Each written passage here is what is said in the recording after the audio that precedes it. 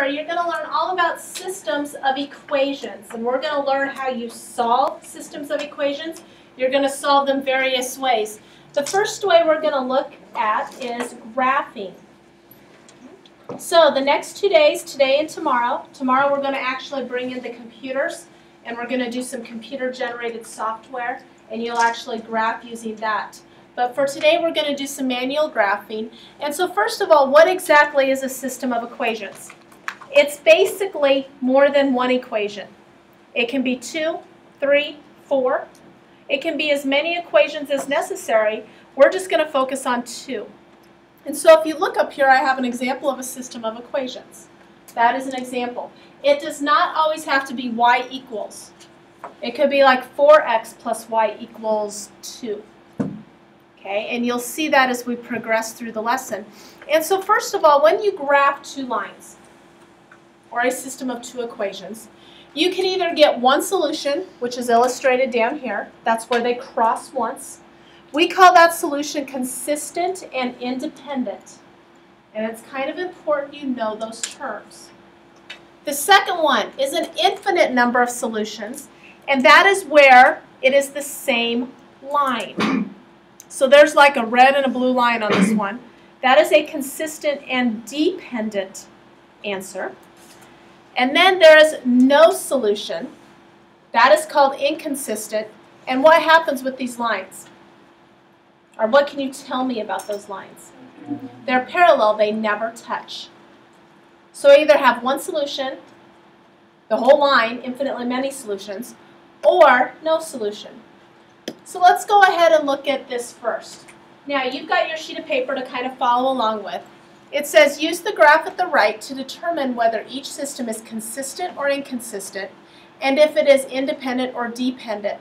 And so what your book is going to do, this is real similar to some of your homework problems. That's why we're looking at it. Notice I've got a blue, a red, a purple, and a green graph. I need to see which of these match up. And so first of all, the negative 2x plus 3, what color does that correspond to? The green. So I'm looking specifically at the green. X minus 5, what does that one go with? The purple. So those are the 2 that I'm looking at. And unfortunately on your sheet of paper, you don't have the colors, so it's kind of hard. You might just have to kind of draw arrows so that you know which ones you're talking about. So I don't even care about the red and the blue, so disregard those. I am looking strictly at the green and the purple. What can you tell me about where they intersect, or even if they do intersect? Consistent and independent. Consistent and independent because they intersect at how many points? 1. They intersect right here. So what you would do is you would just write consistent and independent, or I will allow you to abbreviate that C and I.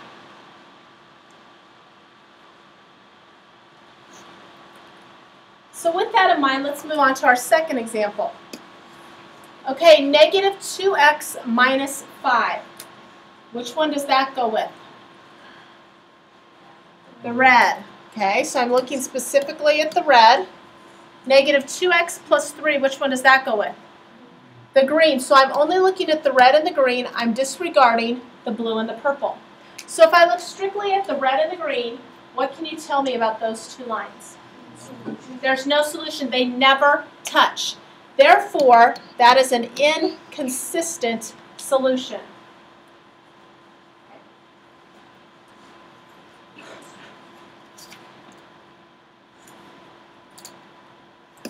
All right, let's look at the last one. X minus 5, which one is that up here? The purple. Which one is the negative 2x minus 5? The red. So I'm looking strictly at the purple and the red. What can you tell me about those? Consistent and independent because they intersect right here. So that's like the first few problems on your homework. Now what we're going to do is we're going to actually get to where we graph. And that's going to be the next example. Notice what it says. Graph each system and determine the number of solutions that it has. If it has one solution, name it. So now we're going to have to utilize what we know about graphing lines. So the first line I look at, I notice it's in slope-intercept form, which is great. What is my slope going to be of this first line? -3, because remember the slope is always the number in front of the x. What is the y-intercept? 10. And remember that is always the number that is by itself. Doesn't have a variable with it. So I'm going to go ahead and put a dot at 10 on the y-axis.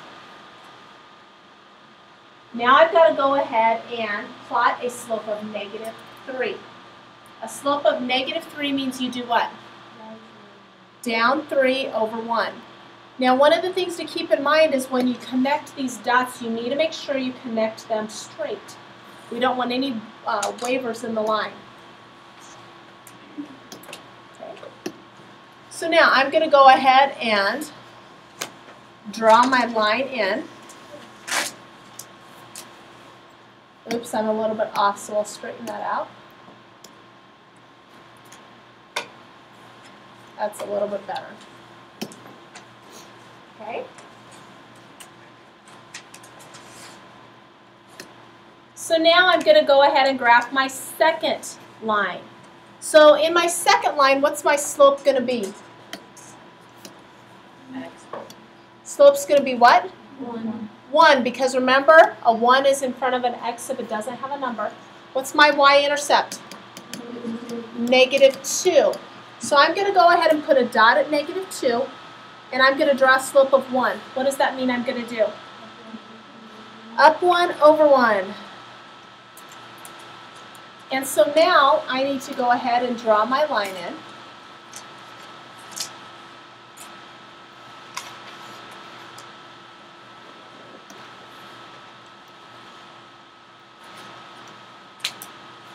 What can you tell me about those two lines? They intersect at one point, and that one point is 3, 1. So what you're going to go ahead and do is you're going to just go ahead and write 3, 1.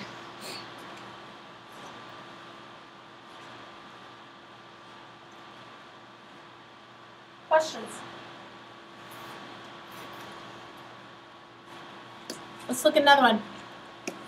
Oh. What do you notice about this system as opposed to the other system? They're not in slope-intercept form, so we're going to have to do a little bit of work first. Okay? So basically what happens is we need to solve these for y. So on this first one, I'm going to subtract 2x from both sides. And I'm going to actually continue this down below.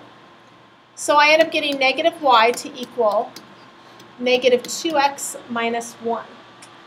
How do I solve that for y? Divide by -1. So I end up getting y to equal what? 2x plus 1. I know that my slope has to be what? 2. My y-intercept has to be 1. When I divide by that -1, that becomes a positive 2. Okay? So now y-intercept of 1, slope of 2.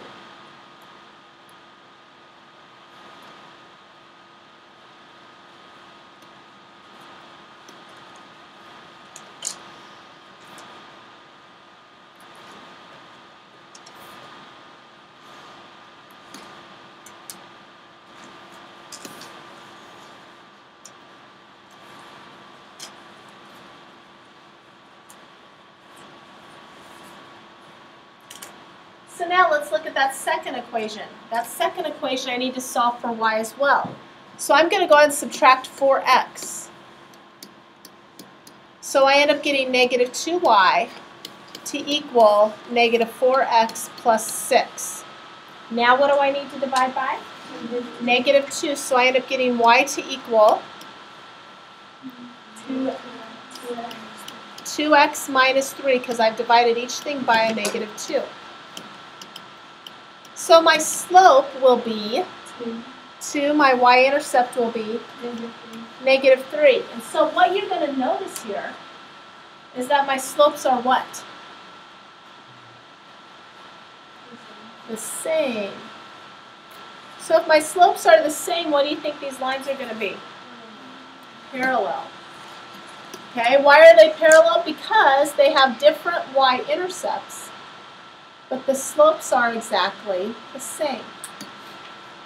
So how many solutions will I have? How many solutions will I have? None. So you could do 0 solutions or you could do no solution.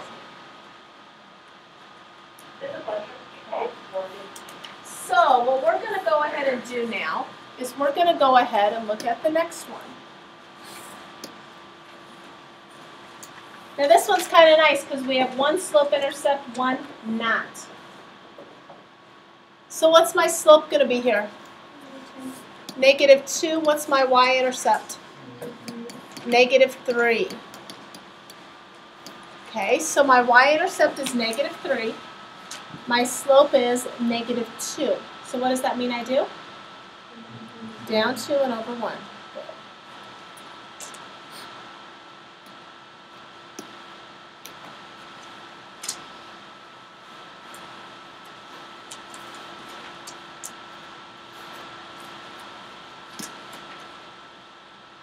Oh, somehow that line changed. Oh well.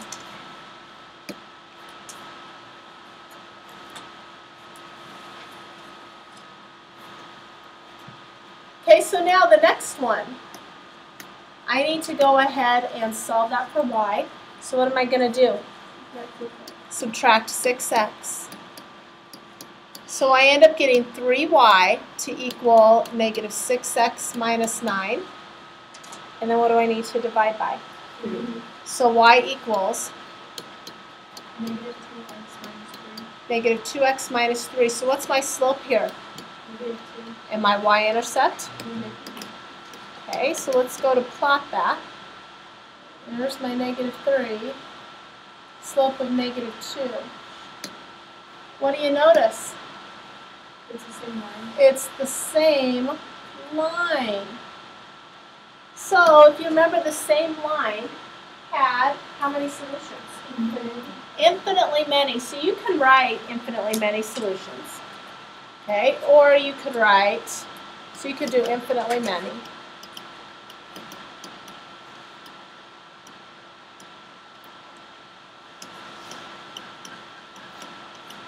That's one way.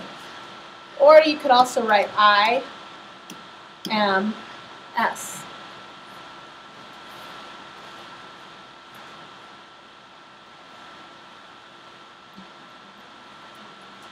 Now, biggest thing is I'm going to probably ask you every day, what does IMS stand for? What does C and I stand for? Okay, what does C and D stand for? So that we remember what they all stand for. Let's look at the last one. Okay. So I need to solve this for y. First thing I need to do is what? Subtract x. So I end up getting -y to equal -x plus 2. What do you do now? Yep, so y equals x minus 2. My slope is, my y-intercept is -2. So I have a y-intercept of -2 and a slope of 1.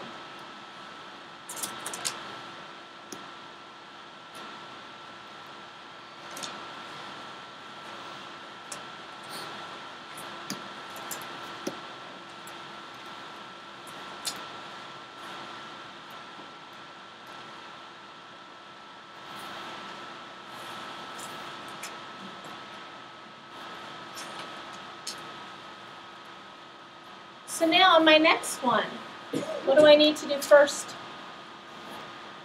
Subtract what? Subtract 2x. Notice this is not written in the, where x plus y. The y is written first. And so it's important that you catch that. So now we need to divide by 3.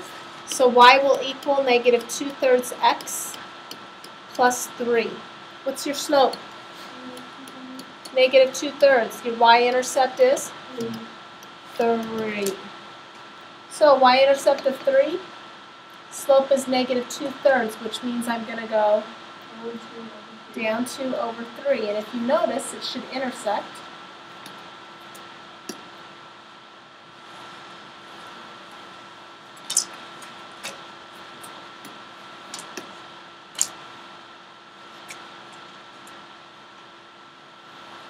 What is my solution?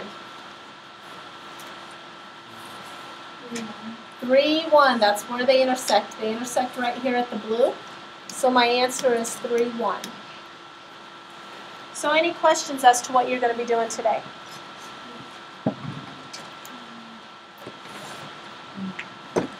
Okay, your assignment is written on the sheet that you were given. It's on pages 338 through 339, 10 through 15, 18 through 24, 30, 32, 34, and 36.